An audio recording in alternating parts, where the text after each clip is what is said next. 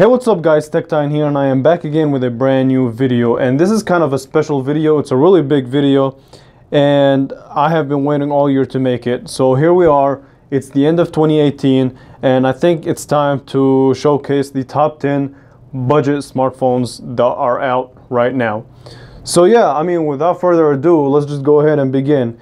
And let's start. So I want to start from the right side to the left side. So the first phone, I never thought the day would come where I would call this a budget, but it's actually the iPhone 6s. And this is actually a really good phone. So you can get it for around $200, and for all these phones, I'm not going to keep listing the price. I'll leave prices and links to videos that I did about these phones in the description below. So if you're interested in all of that, they will be linked in the description below. So you can get this phone for around $200, $250, and it's a really good phone. Now let's talk about pros. So one of the pros is the camera. This camera is still really good, and the design, even though it's boring, because I mean it's the same design over and over and over again. And that's one of the phones. So even though it's the same design over and over again, this one was a really good design, and it still is. So it is slippery. Highly recommend the case on it. Now the resolution is only 720p, but it still is a pretty good panel for what it's worth. The camera on here is still really good. The performance is still top notch, especially with iOS 12. So opening up daily tasks, doing text messages, the phone app. And if you're into the iOS ecosystem, if you want to get your first iPhone, this is actually a pretty decent option. So you also get FaceTime, which is something that Android's been missing. I guess they do have Duo, but yeah, I mean, it's crazy that I would call this a budget phone now, but for around $200, $250, if you want to get an iPhone, this is to me your best option. So the iPhone 6s, fast phone, good camera, really good for social media. I personally have the iPhone 6s Plus as well as the Google Pixel 3, and for an iPhone that is a few years old, so this one came out in 2015, so for an iPhone that is about to be 4 years old, it's a pretty good option. So yeah, if you want to get into the iPhone ecosystem, this is the phone to go. Okay, so there's that. Let's go to the next budget phone. And at the end, I will tell you guys my top 3 favorite budget phones, so stay with me. So this next one is the actually Moto E4, and this is an underrated budget phone. So this comes around $59, $60. So this comes around $60, and for what it's worth, it's a pretty good phone. 720p display, near stock Android. So really, it's a decent at performing in day-to-day tasks. So the camera on here is not really that good. It's not really my favorite design, but it's a grippy phone, and you don't necessarily need a case to keep it protected. And you also get a front-facing flash if you're into that. So really good budget option for $60 if you want to keep your budget under $200. So yeah, also comes in gold if you're into that. The speaker actually is one of my favorite features about this phone, and it is front-facing speaker, so there you go. And actually, Motorola, in my opinion, is one of the most underrated budget smartphone manufacturer. So the Moto E4, good option if you're looking for a phone under $100. And yeah, so next up is the Galaxy J3. The Galaxy J3 Achieve. And this is actually a really solid budget phone from Samsung. It is a 5-inch 720p display. The display is actually pretty good. Colors are good. It does get decently bright, and you do still have a home button, a back, and a multitasking button. So you don't really see that in 2018 flagships or anything like that. A decent camera, decent front-facing wide-angle camera, decent back-facing camera. Now the design, I do want to say it's boring, but so it's kind of hard to judge the design. It's not that it's boring, but I don't know, it's not different, so there's that. It's really clean, and it's a really clean design. The camera on here is pretty decent. It's nothing that will wow you, and this is again a good, it comes around $80 to $90, so really a step up from the Moto E4, and it's a really good one. Now, one of the problems that I do have with the Moto E4 and the Galaxy J3 Achieve is that they use an old connector, a micro USB port, and hopefully next year we will never see the micro USB port ever again on a smartphone. So yeah, I'm kind of excited for that. And you do retain the 3.5mm jack on the first 3. Minimalistic design, but really clean. And the speaker is awkwardly placed on the side, and it really shocked me. So it's a really decent speaker. Not as good as the Moto E4, because the Moto E4 does have a front-facing speaker.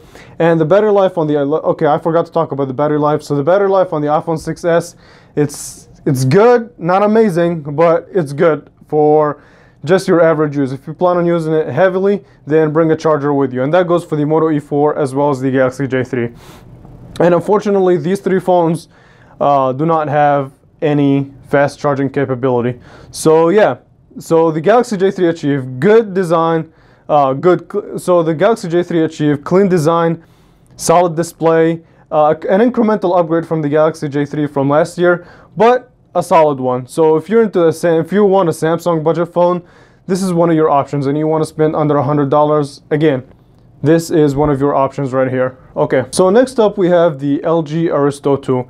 And surprisingly this year, LG has been going hard on the budget world. So I don't know, you guys will see that there are a couple of budget options that involve the LG. So yeah, so the LG Aristo 2 also supports a 5-inch 720p display. So it has a 13 megapixel camera. It doesn't really have a fingerprint sensor, and the plastic is kind of glossy. I'm not really a fan of the glossy plastic. It just it catches fingerprints like crazy, and it does get slippery, so slap a case on it as soon as possible. So really the pros of this phone comes down to the price. It's priced accordingly, and it is about $60 to $70. So really good price for what you get. So you still get a 1.4 gigahertz quad-core processor, so things like gaming, heavy gaming, is not really ideal for this phone. It's doable. You're just gonna have a tough experience with this phone. But the actual display is pretty decent. I wish it would just get a little bit brighter outdoors, but other than that, pretty decent display. And really the only problem that I have with the design of this phone is the glossy back. I'm not really a fan of it. So not really the best looking phone. I think in my opinion the J3 Achieve actually looks better. But overall, still a really good option if you're looking to buy a budget phone from LG that is under $100. Solid option. So next up is the LG K20 Plus. And now I know this phone came out last year, but it's still selling, and it's a pretty impressive budget phone. So really the design kind of impressed me last year. I really like these subtle details with the copper accent on the sides as well as around the camera. And it does have a fingerprint sensor, 32 gigabytes of storage, and actually the back is kind of textured, so for a better grip. And the speaker still on the back. It's not really that good of a speaker. It definitely gets the job done, but not really a good of a speaker. And the display also is pretty good. The colors are kind of washed out. They're not really the best colors out there, so not really the best display out there, but it's pretty good. It will definitely get the job done. And this phone is actually, you can get it online for around $80. So if you're into the market for an LG phone that has average specs in the budget world and it can definitely get daily tasks done. Again, for gaming, you'll be able to game, just not heavy demanding games. So if you do want to play heavy demanding games like PUBG and things like that, then I would definitely go to low settings as soon as possible. And yeah, overall a solid budget option. And like I said, yes, it did come out last year, but I still really like this design. So yeah. So next up is this phone right here, and I just recently did a review on it, and this is basically the successor to the K20 Plus, and this is the K30. So I do want to say that there is a step up in the materials. So this one does use metal, which is more premium than plastic, but that doesn't necessarily mean that it's a better design. So better materials, yes. The design looks, I don't know, it doesn't look really that exciting, and it's really slippery. I would definitely say that it's the slipperiest phone out of all these phones. Second place comes the iPhone 6s, but yeah, I mean, not really that exciting of a design. I think it kind of lost its touch. I wish they would still add that copper accent around the phone, but they decided to add like the silver accent. It's subtle, yeah, and it still gives it a good look, but not really the best option. And the upgrade is also, in terms of specs, it still supports a 1.4 gigahertz quad-core processor, so not many cores to mess around with. So for gaming, it still also struggles. So the display is a 720p panel, and I don't I don't think it's an upgrade from the K20 Plus. It's slightly better, really slightly. It's really hard to tell on the camera, but not really a big upgrade, and the colors are still a little bit washed out. And in terms of speed, it's average. It's not really the fastest phone out there. For daily tasks, I would definitely, the J3 Achieve and the LG Aristo 2 actually compete with this phone. And this phone is at a higher price. It's $100. It just came out recently. So unless this phone comes down in price, it's really hard to recommend. Now, the speaker actually is still bad. I don't know, LG, when it comes to the budget phones, LG still needs to do a better job in terms of a speaker. But overall, pretty decent design. Not really outstanding looking, but definitely premium materials. I would also recommend the case on it immediately. It is slippery, but good design. Specs are decent, not really that good. Battery life on here is average. It will get you through the day, and unfortunately it does not support quick charge. So yeah, there's that. And yeah, that's pretty much it for the K30. It's kind of hard to recommend over these other options that I just showed you.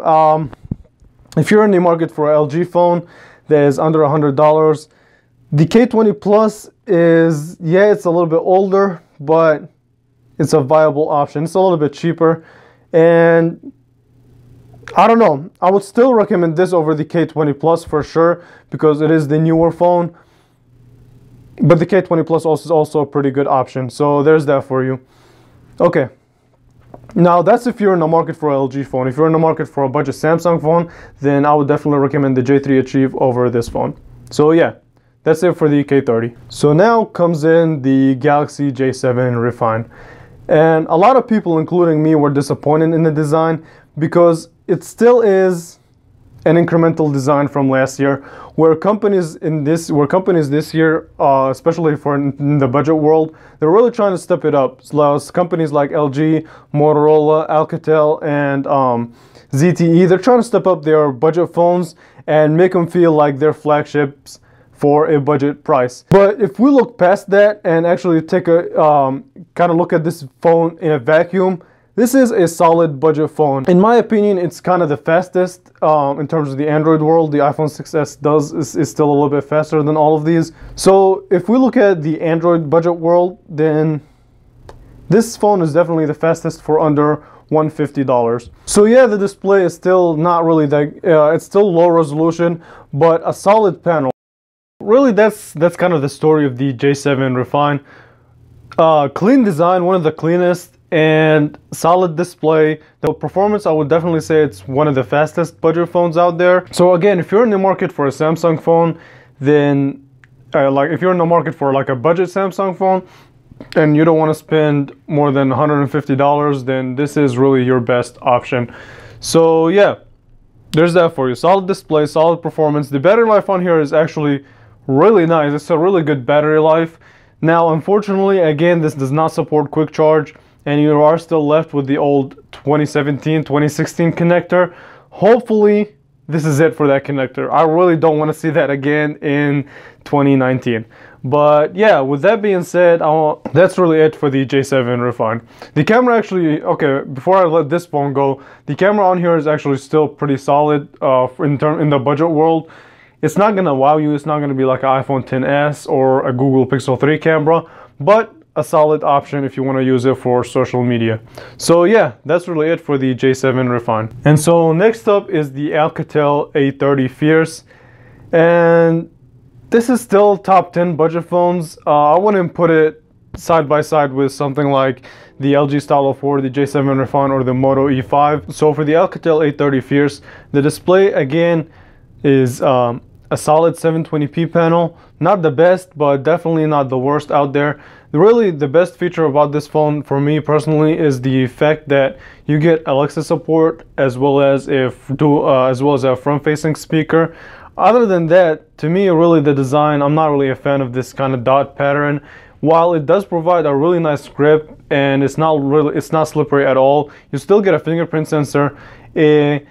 Decent camera, not solid, but definitely decent, usable. And one complaint that I have about this phone also is the UI. I mean, I'm not really a fan of it. I wish it was just a little bit more stock.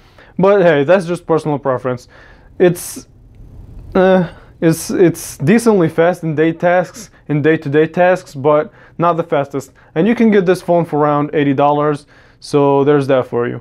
And again, still uses the old connector, but still retains a headphone jack. So yeah, I mean, not really a lot to say about this phone. Would I recommend it over the other phones? I don't know. I don't think so. I wouldn't. It's still a top 10 budget. It's still one of the top 10 budget phones of the year, but not necessarily my favorite. Okay, so there's that for you. Now, at the end, I will tell you my top 3. So now is the LG Stylo 4. And this one actually is one of my favorite budget phones. So this is the first phone that I used that is budget, that brought this 18:9 aspect ratio to the budget world. And it is a solid 1080p panel.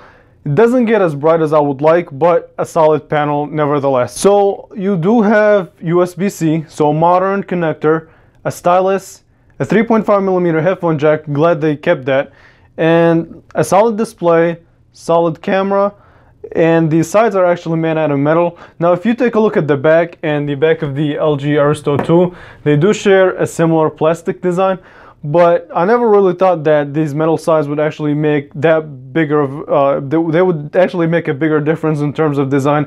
It gives it a more premium feel than the Aristo 2. Other than that, if they didn't have the metal rails, if you look at them side by side, the Stylo 4 from the back looks like an oversized Aristo 2, but it's not. It's actually a much better phone in my opinion, and it is a $150 phone. So if you don't care about manufacturer in terms of LG or Samsung, and you're looking to get kind of a modern design but not spend too much, then the LG Stylo 4 is a good option. And it does support quick charge via USB-C. Decently sized battery. Okay, so overall the LG Stylo 4 is definitely one of my favorite budget phones of this year. Modern design to a certain degree, the 18:9 aspect ratio display, the 1080p panel, USB-C, you get a stylus. Me personally, I'm not really a fan of it, but you still get it. A 3.5mm headphone jack, quick charge, a good camera. Its biggest downside is the speaker. It's better than the other budget LG phones, which is not really saying much, but it's still not that really, still not a good of a speaker. It's downward facing, it distorts at highest volumes, but other than that, it still is a solid budget option. And at the end, like I said, I'm going to give you guys my top 3. So last but not least is this Motorola. So the Moto E5 Play. This, in my opinion, is the most underrated budget smartphone out there. And let me tell you why. So one, it has the biggest battery, best battery life out of all these budget phones. It does have quick charge. It does have a fingerprint sensor. A solid budget camera. One of my favorite backs on any smartphone, on any budget smartphone out right now. Kind of looks modern and more of a flagship. A solid 18:9 aspect ratio display. Actually a really good one. I think in my opinion is a little bit better than the Stylo 4. It gets a little bit brighter. A big battery, like I said before, the best battery life out of all these, which is one of its biggest pros. Front-facing speakers, but unfortunately it still goes back to the micro USB connector, and it still has a 3.5mm headphone jack. Now this you can get it for around $150 to $100. I think like I said, I'll keep the updated prices in the description below, but it's still overall a solid budget option, an underrated budget option. So the software also on here is really good. Gaming is decent, not amazing. So overall, I mean, not really much to say other than that this phone is one of the most underrated budget phones of the year. Solid option. So yeah, let me put these phones down and I'm gonna give you guys my top 3, and these are really in no particular order, these top 3 phones, but they are my favorite budget phones of the year. I do want to say it would be one of them would be the iPhone 6s, but I don't think that's, I think I have to pick from one of these phones. And the iPhone 6s, I don't know. I don't want to pick it. So yeah. First up is the J7 Refine. For a Samsung budget phone, solid option, clean design, decently big battery. It doesn't support quick charge, but it is one of the best. It is one of the top 3 budget phones that you can buy for under $150. And the other one is the Stylo 4. This is the go-to budget phone if you wanna feel like you have a flagship but not pay flagship money. This is the phone to go to. And lastly is this Motorola. So the Moto E5. I just talked about it a few seconds ago, but like I said, this is the most underrated design smartphone, and it is one of the most underrated budget options, and it does make it to my top 3 of 2018. Other than that, I think it's time to put all these phones down and let's reflect quickly on 2018. So 2018 for my channel has been really solid, and that's really all thanks to you guys. So props to all of you, and hopefully 2019 will be better. So yeah, I want to end it here. If you enjoyed this video, found it helpful, leave a thumbs up, and thank you all so much for watching this one, and I will catch you guys in the next video. Really grateful for you guys. Thank you for watching.